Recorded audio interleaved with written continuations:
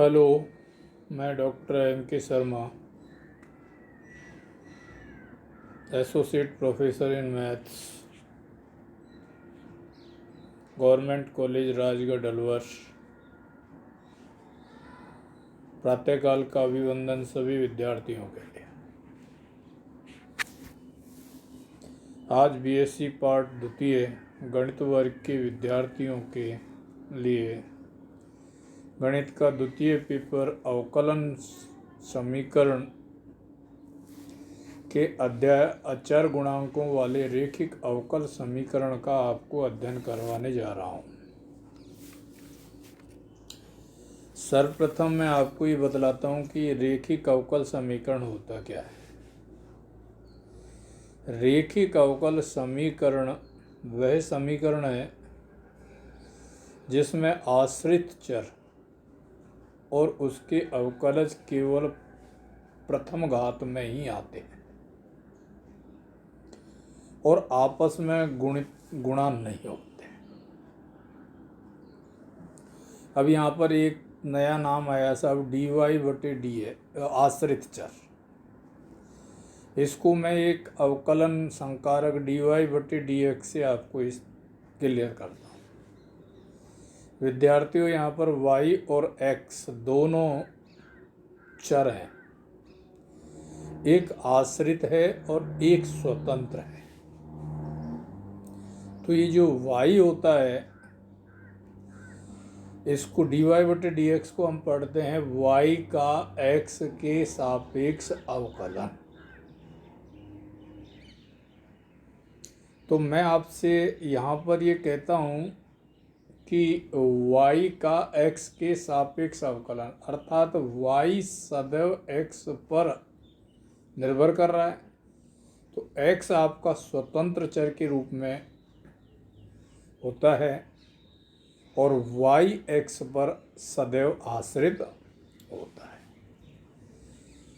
n कोटि के रेखिक अवकल समीकरण का जो व्यापक रूप है होता है, क्योंकि अपन n कोटि से चालू करते हैं, n का मान जैसे अपन 1 रखेंगे, 2 रखेंगे, 3 रखेंगे, वैसे वैसे जैसे अपने प्रश्न होंगे उसके अकॉर्डिंग अपन निकालते रहेंगे। तो वो समीकरण 1 के द्वारा आपको दर्शाया गया है। यहाँ पे देखें आप dny/dxn plus p1dn -1y/dxn-1 plus ... pny बराबर qx। विद्यार्थियों, यहाँ पर ये जो p1 p2 p3 ... pn तथा qx जो दर्शाए हुए हैं ये सब या तो x के फलन है या अचर राशि है। अब यदि ये p1 p2 p3 ... pn सबके मान अचर हो जाते हैं तो अवकल समीकरण को हम अचर गुणांकों वाला रेखिक अवकल समीकरण कहते हैं। ये जो संकारक आपको दर्शा रखे हैं d/dx, d²/dx², ... dn/dx है, इनको अपन सॉल्ट में d/dx जो ये संकारक है अवकल, इसको अपन कैपिटल D के द्वारा भी व्यक्त कर सकते हैं। अगर ये घात 2 का होगा तो यहाँ घात 2 लगा देंगे, अगर ये घात 3 का होगा तो हम यहाँ 3 लगा देंगे। तो ऐसे ये चलते रहे। तो सुविधा के लिए अपन d/dx को कैपिटल D से भी निरूपित कर सकते हैं, जैसा आपको यहाँ पर इसको निरूपित करके बतलाया है। तो विद्यार्थियों, dn plus a1 dn-1 plus a2 dn-2 plus ... an y बराबर क्यू एक्स। यहाँ पर ये जो a1 a2 a3 dot dot dot an जो दर्शाए हुए हैं ये सारी अचर राशियाँ हैं। तो ये जो समीकरण हमको प्राप्त दिख रहा है ये अचर गुणांकों वाला रैखिक अवकल समीकरण होता है। विद्यार्थियों, कैपिटल डी और 1/d ये एक दूसरे के प्रतिलोम होते हैं। एक अवकलन को निरूपित करता है तो दूसरा समाकलन को निरूपित करता है। 1/d को अपन d की घात -1 से भी व्यक्त कर सकते हैं। तो किसी फलन qx पर अगर ये दोनों संक्रमित हो जाते हैं तो अपन को qx यथावत प्राप्त हो जाता है। तो ये थोड़ा सा डिस्कशन अपन ने अचर गुणांकों वाले रैखिक अवकल समीकरण के बारे में किया। अब अचर गुणांकों वाला जो रैखिक अवकल समीकरण है उसको शॉर्ट रूप में हम एफ डी वाई बराबर क्यू एक्स के द्वारा व्यक्त कर सकते हैं, जहाँ एफ डी का मान D N plus a1 dn -1 plus a2 dn -2 plus dot dot dot an के द्वारा व्यक्त होता है। इसका हम व्यापक हल निकालने के लिए सर्वप्रथम हम बाएं भाग अर्थात एफ डी वाई से पूरक फलन को ज्ञात करेंगे और दाहिने भाग अर्थात qx से हम विशिष्ट हल या विशिष्ट समाकल को ज्ञात करते हैं। पूरक फलन को ज्ञात करने के लिए जो हमारा बायां भाग एफ डी वाई बराबर 0 एफ डी वाई दिया हुआ है इसको 0 के बराबर लिखते हैं तथा d को m से प्रतिस्थापित करके एफ एम बराबर 0 अवकल समीकरण के एक सहायक समीकरण के रूप में हमको प्राप्त हो जाता है।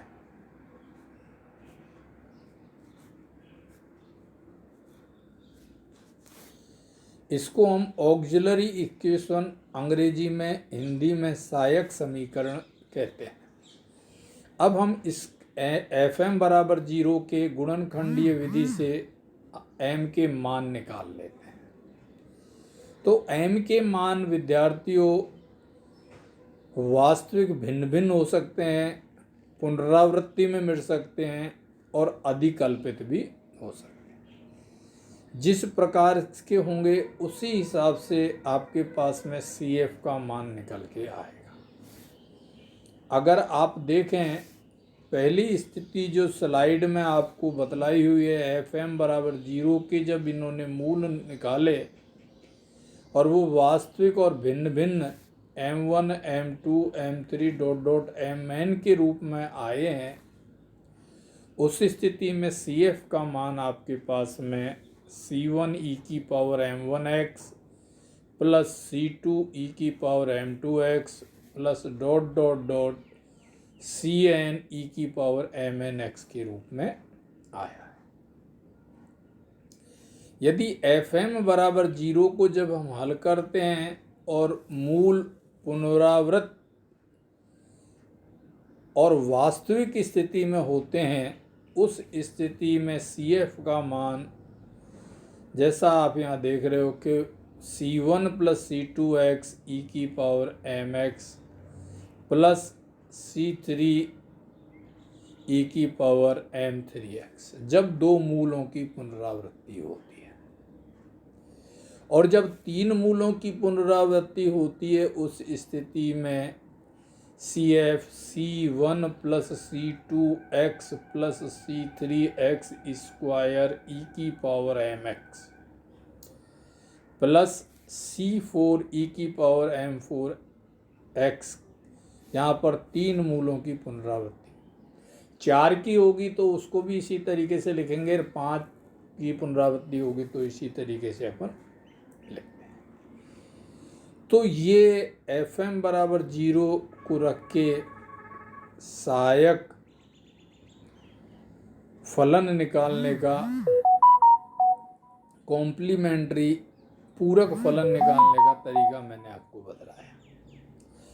अब यदि मूल अधिकल्पित रूप में हमको प्राप्त होते हैं तो अधिकल्पित जैसा नाम से स्पष्ट है, यहाँ पर आयोटा का प्रवेश होगा। हमने मान लिया कि मूल आपके अल्फा प्लस आयोटा बीटा और अल्फा माइनस आयोटा बीटा के रूप में आए हैं। इस अवस्था में आपका पूरक फलन C1 e की power alpha plus iota beta x plus C2 e की power alpha x alpha minus iota beta x के रूप में आएगा। अब यहाँ से विद्यार्थियों हम e की पावर अल्फा x बाहर ले लेते हैं और e की पावर आयोटा बीटा x जो है इसको अपन थोड़ा सरल कर लेते हैं। इसको त्रिकोणमितीय सूत्र से cos beta x plus iota sine beta x के रूप में लगा देते हैं और इसको थोड़ा सा हम हल करते हैं विद्यार्थियों, और नए अचरों को प्रवेश करवाते हुए आपके पास में ये नया फॉर्मूला प्राप्त हो जाएगा। C e की power alpha x cos of beta x plus d। यदि अधिकल्पित मूलों की पुनरावृत्ति चालू होती है तो पुनरावृत्ति के लिए जो अपन ने वास्तविक और भिन्न भिन्न मूलों के लिए प्रक्रिया अपनाई थी, वही प्रक्रिया और अधिकल्पित मूलों वाला कॉन्सेप्ट अपन काम में लेंगे और कोई इसमें विशेष परिवर्तन यहाँ पर नहीं आता है। अब विद्यार्थियों मैं आपसे थोड़ा सा और आगे चलूँ। जो अचर गुणांकों वाला रेखिक अवकल समीकरण जो दिया हुआ है उसमें यदि Qx का मान 0 होता है, उस स्थिति में पूरक फलन ही अवकल समीकरण का व्यापक हल कहलाता है। और यदि Qx बराबर 0 नहीं होगा, उस स्थिति में हमको आगे चलना पड़ेगा।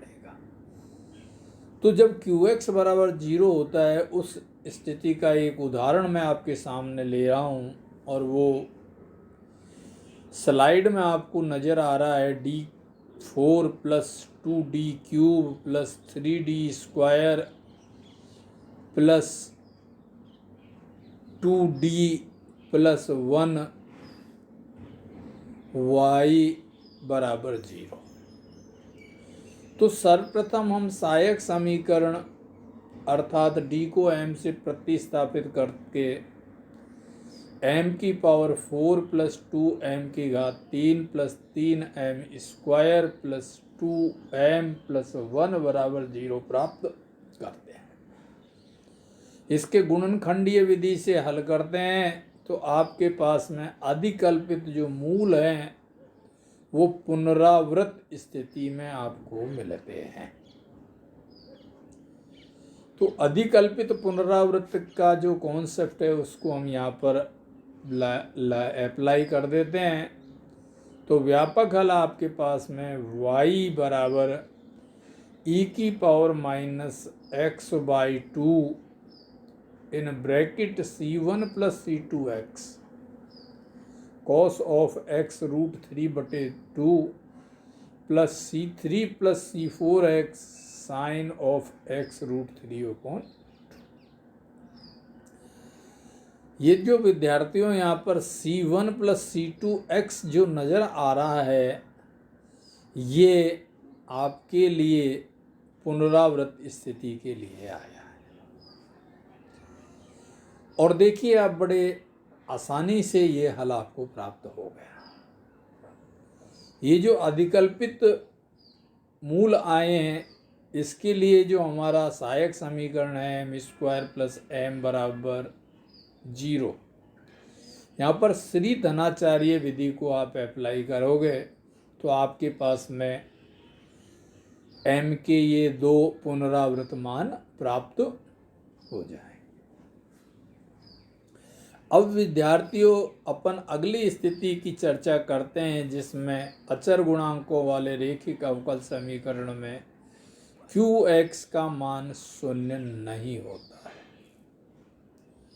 और qx का मान जब शून्य नहीं होगा तो हमको विशिष्ट समाकलन या विशिष्ट हल ज्ञात करना पड़ेगा, और वो होता है अपने पास में, उसको पी से निरूपित करते हैं। पी बराबर 1/FD इंटू QX। अब ये FD जो यहाँ पर दर्शाया हुआ है इसका हर सवाल के अंदर अलग अलग मान होता है। यदि FD का मान जैसा स्लाइड में आप देख रहे हो केवल D ही होता है तो पी बराबर 1/DQX, अर्थात इसको हम लिख सकते हैं 1/D को D इनवर्स या समाकलन पुकारते हैं। तो जो आपका QX दिया हुआ है उसका x के सापेक्ष हम समाकलन कर देंगे। यदि FD बराबर D माइनस अल्फा दिया हुआ है तो विशिष्ट जो समाकलन निकाल के आएगा वो आएगा e⁻α x समाकलन QX e⁻α x dx। इसमें ज़्यादा सोचा विचारी आपको नहीं करनी, सामान्य तरीके से इसको हल किया हुआ है। अगर मान लीजिए FD का मान D minus alpha 1 D minus alpha 2 dot dot dot D minus alpha n के रूप में, अर्थात रेखिक गुणनखंड के रेखिक n गुणनखंडों के रूप में प्राप्त होता है, तो हम विद्यार्थियों आंशिक भिन्नों में इन सबको ब्रेक करेंगे और उसके बाद में पर्टिकुलर इंटीग्रल निकालें। एक सामान्य सा उदाहरण मैं आपके सामने ले रहा हूँ जो ये दर्शाया हुआ है d² minus 9d plus 18y बराबर e⁻³ अवकल समीकरण का हल निकालिए। बड़े आसानी से निकाल लेंगे। सर्वप्रथम हम सहायक समीकरण fm बराबर 0 लेके CF का मान निकालेंगे। स्लाइड में आप देख रहे हो m के मान 3 और 6 आ गए तो CF बड़े आसानी से आपके पास में C1 e⁻3x plus C2 e⁻6x के रूप में प्राप्त हो गए। अब पर्टिकुलर इंटीग्रल के लिए जो विधि अभी अपन ने बतलाई उसी पर उसको इस एग्जाम्पल पर इम्प्लीमेंट करेंगे। तो 1/FD, FD से तात्पर्य हो गया D² माइनस 9D प्लस 18, और Q से तात्पर्य होता है हो गया E इंटू e⁻3x। ठीक है विद्यार्थियों, अब यहाँ पर हम आंशिक भिन्न वाली विधि लगा दी हमने, आप जैसा देख रहे हो, और सामान्य प्रक्रिया से इसका पी निकाल लिया। और व्यापक हल के लिए CF पूरक फलन और विशिष्ट समाकलन दोनों का योग करके लिख देते हैं। विद्यार्थियों ये आज की जो चर्चा है मैं यहीं पर विराम देता हूँ, और आप स्वयं ये जो थोड़ा सा आज अचर गुणांकों वाले रैखिक अवकल समीकरण के बारे में आपको अध्ययन करवाया है, इसको किताब पुस्तक में देखना, समझ में आएगा, निश्चित 100% आएगा। केवल ये पहले मैं आपको ब्लैक बोर्ड पर करवाता था, आजकल स्लाइड पर सतत रूप से हमको बोलना पड़ता है। कुछ चीज़ें यहाँ पे लिखी हुई भी होती है, और मेरा आपको परामर्श एक ही है कि जब भी आप इस वीडियो को देखें तो पुस्तक को आपके समक्ष जरूर खोली हुई रखें, ताकि कान मेरी आवाज़ की तरफ रहेंगे और आँख और मस्तिष्क से उस पुस्तक में सब कुछ आपको नज़र आ जाएगा। निश्चित आपको सफलता मिलेगी। आप कोशिश करते रहिए और कोरोना वायरस से अपना बचाव भी अवश्य करते रहिए और अध्ययन जारी रखिए। धन्यवाद।